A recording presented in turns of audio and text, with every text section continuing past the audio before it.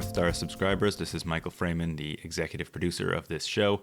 While Ellen enjoys her much-needed vacation, we wanted to bring you an episode from the archives that feels especially relevant these days. Prime Minister Mark Carney recently announced a new federal agency to build affordable homes at scale here in Canada. And down south in the U.S., President Donald Trump just this week has gotten everyone talking about 50-year mortgages, debating whether that is a good idea. So we wanted to present a homegrown Jewish solution that we featured on this show back when it was called the CJN Daily. This episode is about a Jewish-owned real estate company called Ourborough, which is helping Canadians afford down payments for homes in a unique way. Ellen will be back soon. Thanks for listening. 10 or 20 years from now, the price of condos is going to appreciate, or houses? Absolutely. We're involved in a business. It's called Ourborough. We're in the co-ownership of housing business. It was brought to my attention because we never owned a home. We never owned a home because we were poor, but also we never had the down payment. So that's the voice of real estate developer and philanthropist Miles Nadal speaking earlier this year in Toronto to a group of Jewish real estate executives about Ourborough, one of his company's newest projects. It's a fractional real estate concept, and Nadal is betting he can make money while helping make the dream of owning a home a lot more affordable for young Canadians and new immigrants, helping them achieve the dream years sooner than they would be able to do on their own. Nadal's Peerage Capital private investment firm was one of the first backers of Ourborough when it launched. Others have come on board recently, including some banks, private lenders, Home Trust, and just a few weeks ago, the La Eunice Union's pension fund signed on too. Here's how it works. In Canada, where the average price of a home is now nearly $650,000, and in Toronto, especially where starter homes can run over $1 million, saving up for a $200,000 down payment to make a bid is beyond affordable for many people. Ourborough isn't a mortgage company. If you qualify, they will co-invest in your down payment, up to a maximum of $250,000, while you have to kick in some too, meaning you avoid the added cost of getting additional mortgage default insurance, and you can look for a house in a better neighborhood. Ourborough doesn't charge anything up front. You'll have to pay the mortgage and the closing costs yourself, but they will co-own the house with you as an equity partner. They'll also help you find a mortgage and a real estate agent, and with the annual maintenance and upkeep, you have to live in the house. And when the house eventually is sold, hopefully at a much higher price than your original value, then Ourborough takes its share of the profits based on the initial split when they invested in your down payment. As the Israeli-Canadian COO Eyal Rosenblum sees it, better to own part of the house than no house at all. I will always say to everybody I talk to, if you can buy a property on your own, or if you have access to the bank of mom and dad, you should do that. Do not split your equity with us. But if you're stuck renting and you want to build equity, we've done the math 1,000 different ways. You're going to be better off with us over 10 years than you would be renting and trying to save yourself. I'm Ellen Besner, and this is what Jewish Canada sounds like for Wednesday, October 16th, 2024.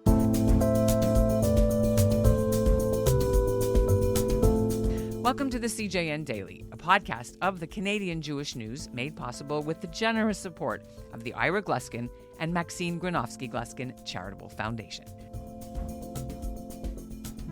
The Ourborough story is a timely one. It's one of several alternative solutions currently out there to the housing affordability problem in Canada.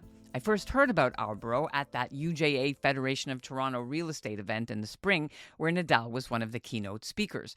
And while Ourboroug's been active for just over 2 years, we thought it made sense to run the story now, on the eve of the Jewish festival of Sukkot, which begins Wednesday night, October 16th, where Jewish people erect temporary wooden booths outside of their synagogues and homes and eat in them, and remember the huts which the ancient Israelites lived in during harvest time and also after the Exodus from Egypt.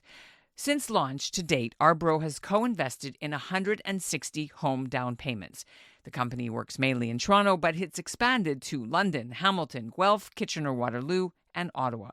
While some financial experts caution the concept has its risks, the Canadian government is betting on the Ourborough idea too, and in the last federal budget, they loaned Ourborough $5 million to help first-time homebuyers. Joining me now is Eyal Rosenblum, Ourboroug's COO, the son of Israeli immigrants, to explain why the model fits with his own personal values of tikkun olam, or improving the world. Thank you for having me. we're speaking as housing has been on top of mind with the federal government, and many provincial and municipal governments are looking at ways to solve the housing problem for young people and new owners in Canada. So before we get into that down the road, I want to ask you if you could just give us a little bit of a background on how the idea came about that this is what you thought you could do as a startup to solve the problem. Sure. So in 2019, I was actually approached by one of the co-founders of Arbro. And he put it very simply to me, which is, right now, the average down payment needed to buy a home in the GTA is just over $200,000. And the average savings for the typical 30-something is around $50,000. So the question remained, where's the $150,000 going to come from to cover a down payment when it's so hard to save up money in Toronto, in the GTA, even if you make a great salary? And it was a question I understood deeply for myself. I saw that same issue come up for myself, for my friends, colleagues, family members. Everybody was dealing with this issue. And if you didn't have access to the bank of mom and dad, you were kind of stuck. So the co-founder of Arbro, Norm Tasevsky, he reached out to me and he said, right now you can either own 0% of a home or you can own 100% of a home. Why isn't there some sort of solution that would allow somebody to own 50% of a home but get to enjoy the entire property? And that's really how Arbro was born. It was this idea that, imagine two friends or two family members came together to buy a property. They each put in a portion of the down payment, and when the property was sold, they each got a portion of the proceeds. It's as simple as that. So the heart of the program and the heart of what we do at Arbro is we help to solve the down payment gap, and we do that by investing directly into the property for a future share of the gains or losses when the property is sold. So let's talk about your personal circumstances, because I think, if you don't mind sharing with our listeners, how did you solve the crisis when you wanted to start buying homes? When, I guess, you got married, or? Yeah, great question. So it really started when we began thinking about having children, because I do believe that's really the moment where you want to settle and build roots for yourself. And we understood the housing market. We knew the challenges. We have friends in similar positions, friends who we've known our whole lives. We went to Jewish summer camp together. Which one? We went to Camp Shomria together. So we decided, let's actually pool our resources and let's find a property that we can both live in. So we took the Arbro model, so to speak, but rather than co-buying with the company, we co-bought with our friends. We bought a triplex. They live on the top floor. We live on the main floor, and we share the basement and sometimes rent it out when needed. So that's been our model. And I would say, for those who are interested in the social aspect of living with community or with friends, what I did is an incredible experience, and I would choose it 10 times out of 10. But if it was strictly an economic choice that I was making to buy with friends just so I can afford a home, I probably would have gone with something like Arbro, where I didn't have to deal with the complications and challenges of buying and living and sharing property with other people that you were friends with, because it could go the wrong way too. Exactly, as it usually does. It requires a significant foundation of trust. Yeah. What ended up happening with that property? Is that where you still are? It's where we still live. We brought our second child into the world just 4 months ago. And we have the world's best babysitters that live upstairs. So back to the housing situation. When you came on board the company, who was the target market? Was it young people, or was it for... We made an intentional decision to open up access to the program to anybody who was effectively a first-time home buyer who was struggling to break into the market. That was our target. And what we found over time is that the people who that resonates the most with are growing families, millennials, effectively, who are in their 30s or early 40s, who are about to add a new addition to their lives, but they can no longer rent. They want to put down roots. and newcomers, folks who have moved to Canada, have become permanent residents or Canadian citizens, and really want to make Canada feel like home. And one of the ways they do that is by buying property. I've had this house for 30 years. We're in our 60s and 70s, so empty nesting, and we're hanging on to it, right, into the equity until we move. But we would be the people that would be the bank of mom and dad. So how would it work for your clients? Why wouldn't they be able to get a down payment from the bank and a mortgage? And why would yours be the solution? Great question. The way the rules work in Canada, and they're very strict compared to lots of other places in the world, but the way the rules work here is if you want to buy a property over $1 million, you are required to have 20% of the down payment that you have of your own money, your own capital. So effectively, a minimum of $200,000 that you're putting towards a down payment. It can't come as a loan. It can't come from the bank. It can be a gift. So if your parents were to gift you that money, you could use that for a down payment. You can't put it on your credit card either. Exactly. You can't put it on your credit card. You can't use any other kind of debt to service that. And the second part is you need a mortgage. So if you're putting in 20% of the value, the bank is going to lend you the other 80% effectively.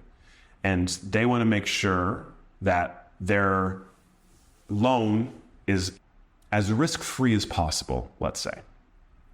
So effectively what we do is, for a lot of our buyers, if they only have $50,000 saved up, we'll put in the other $150,000 to get them to that 20% down payment that would allow them to go to the bank and get the mortgage they need to buy the house they want.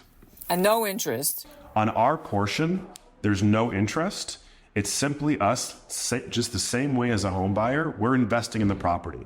So if the property increases in value, we get a share of the appreciation.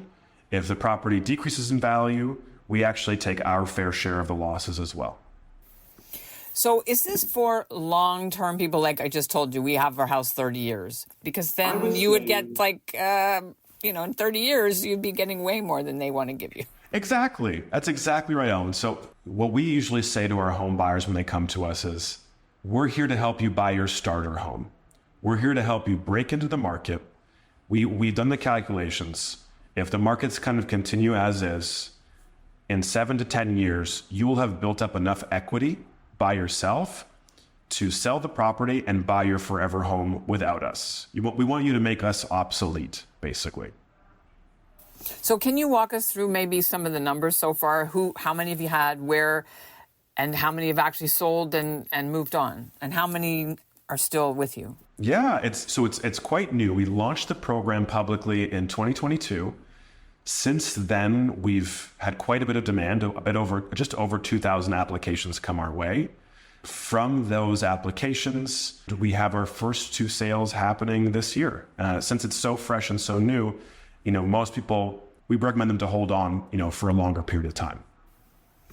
So what's in it for you guys besides a long wait until you see any money? Arbro itself isn't putting up the capital. We are effectively an investment manager. So investors who want exposure to single family real estate, they come to us and they say, we like this idea. We don't want to become landlords. They are really interested in the fact that our home buyers have the same goal as the investors, which is to see the property appreciate in value. Because if it appreciates for the homeowner, it appreciates for the investor. So investors, they come to us and say, if I have $5 million lying around and I want to invest in Toronto real estate or in Ontario real estate, rather than buying 5 properties, I can own small shares in hundreds of properties all across the GTA, all across Ontario. And not only will it be houses, it'll be condos, townhouses. It gives them diversified exposure to the market without them having to do all of the legwork of buying those properties themselves. And we charge them a fee. So our investors are charged a fee for us to manage those funds for them. And we've received part of our funding from the Government of Canada. We received part of our funding from institutional investors and part of our funding from high net worth individuals who really, really believe in providing others with the dream of homeownership and knowing that they're going to get a return in the end as well. They like the social impact. If they default, let's say the people default, they can't make their mortgage payments, whatever. You guys get the house, or how does that work? Yeah, so we want to try the bank gets the house or the mortgage. Yeah, so the way it works typically is if someone was to default on their mortgage, the bank would then issue some sort of power of sale. They would sell the property effectively on behalf of the homeowner and have to share the proceeds after they've taken back their loan. That's how it usually works. We try to avoid that. So we actually have a fund called our Homeowner Advance Fund. If one of our buyers is experiencing financial distress, they can access up to 3 months of mortgage payments with us. And for 45 days, it's interest-free. It's just, here is some cash that you need to help you get through a tough time. If you pay us back within 45 days, no interest. It's just, two partners helping each other out. If after the 45 days, they still are unable to pay that advance back, we would charge an interest component to that. And then when the property is sold, we would take a portion. But what that gives them is it gives them 3 months of time to get the property in order, to list the house themselves under their own terms without having to default on their mortgage. It sounds like the old days. I'm talking about when, grandparents and great-grandparents first came on the ships, from Europe or Morocco, wherever, where the community sort of free loan society or the, benevolent group or Landsmannschaft, private societies would make private loans to help people, or grants even, to help young people get started and get a foothold in Canada. And the banks weren't involved. Why do you think this is coming into popularity again now? There's a crisis. Like my parents, they're immigrants from Israel. They moved here in the late 70s, and they had it hard. My dad was driving a taxi, moving furniture. And they had to learn English. They had help though. Like you mentioned, people in the community came and supported them in certain ways. But they built a life for themselves here. And at some point, they were able to save up enough to buy a home. And the home values at that time, we're talking like $200,000, $300,000. Now we're looking at 1.2. The same property today, that property goes for $1.8 million. And that's a very short amount of time.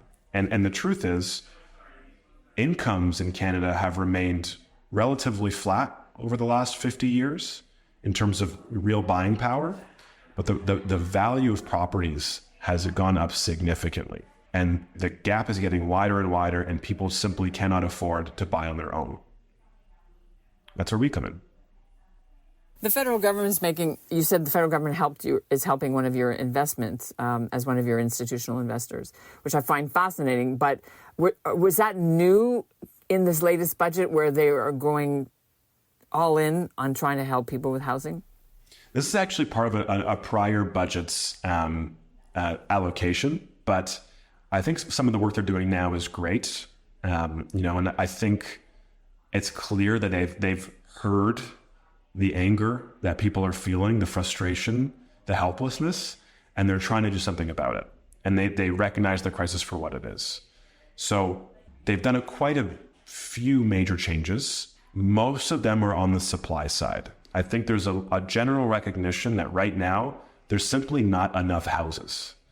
So they're trying to incentivize developers. They're trying to incentivize cities, municipalities in ways to allow it to make it easier for folks to actually build new inventory.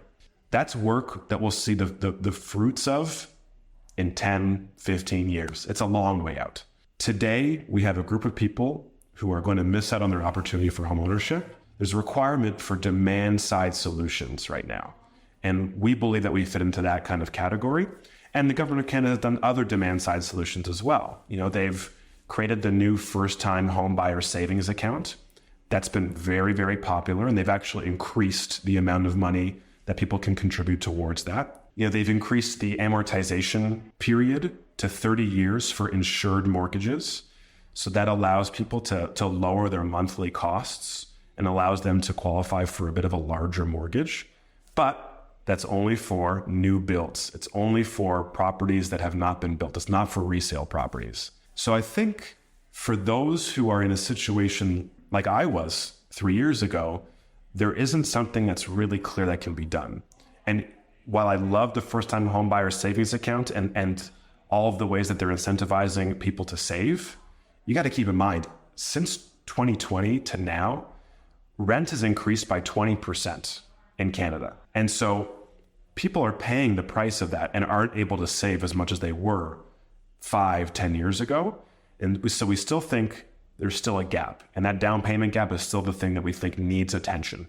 Besides you guys, is there other kinds of instruments that are doing this kind of same work that you are, or are you it in your field? In the US, it's quite popular. So in the US, there's quite a few players who do this. Some municipalities in Canada do this on a city-by-city basis.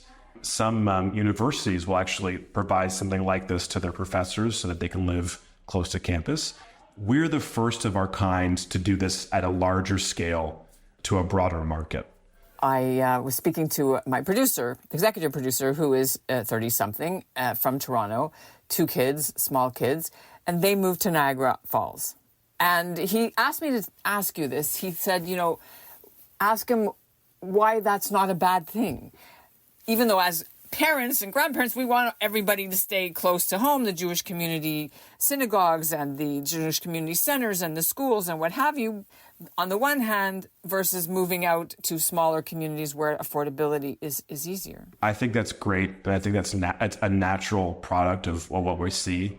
And I think it makes sense for people to do that and make those decisions for themselves.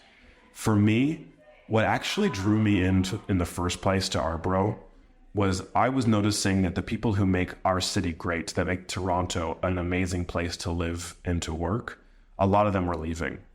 And I was sad because I thought that those are the people that made Toronto a vibrant community. And what we wanted to do is say, for those who want to make it a priority to live close to where they work, or who want to make it a priority to stay in their neighborhood and community, we want to give them an option to do that. Is there anything particularly Jewish that appeals to you about this model? So 2 things. One is I grew up in a community and environment where we really focus on tikkun olam, tikkun adam. To me, that's the heart of how I see my Jewish culture, my Jewish faith be reflected in the world. So to me, that's number one. And if I'm doing that, even if it's serving a larger community, not just the Jewish community, it's tikkun olam, it's the world. It's always coming from that, my values as a Jewish person. Beyond that, I would say the way that's structured is creative. It's trying to find a solution where there isn't one. It's trying to make a little bit of something from nothing. And I think that's something that also relates to me as a Jewish person. Is there anything else that we should know that the listeners should understand about why this is so new and something that they should think about? So for context, over $10 billion last year was transferred from parents to children in Canada to buy homes. That's a large amount of money. And for those who don't have access to that, or who know people who don't have access to that kind of intergenerational wealth, what we want to do is help them so that their children can be the beneficiaries of the Bank of Mom and Dad in the future. Thanks for the education. I'm so glad to be here. Thank you, Ellen. And that's what Jewish Canada sounds like for this episode of the CJN Daily, made possible in part thanks to the generous support of the Ira Gluskin and Maxine Granovsky-Gluskin Charitable Foundation. If the Arborough alternative is not for you, you can check out what's happening in British Columbia, where a Jewish entrepreneur has been matching strangers together to co-own property. It's called Coho BC. And our podcast producer, Zachary Judah Kaufman, interviewed the founder, Noam Dolgin, for The Daily a year ago. We put the link to that story in our show notes. If you're in the market to buy a house, we'd love to hear about your challenges or your kids' and grandkids' affordability issues. You can reach me at ebessner@thecjn.ca. Our executive producer is Michael Freeman, and our music is by Dov Beck-Levine. Thanks for listening.